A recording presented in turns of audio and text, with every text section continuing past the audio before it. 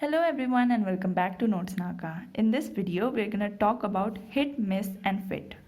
So first let's look at fit. For each element of structuring element with value 1, the image element also has value 1. So it should be exactly same. The image element and the structuring element should be exactly same, then it is known as fit. Next we have hit. Exact match between structuring element and image for value 1s. Only one match. That means if any one of the ones match, then it is known as hit. And what is miss? None of the ones of structuring element or image match. Then we call it as a miss. So this was about hit, miss and fit. And after that, what we have to talk about is applications of morphology.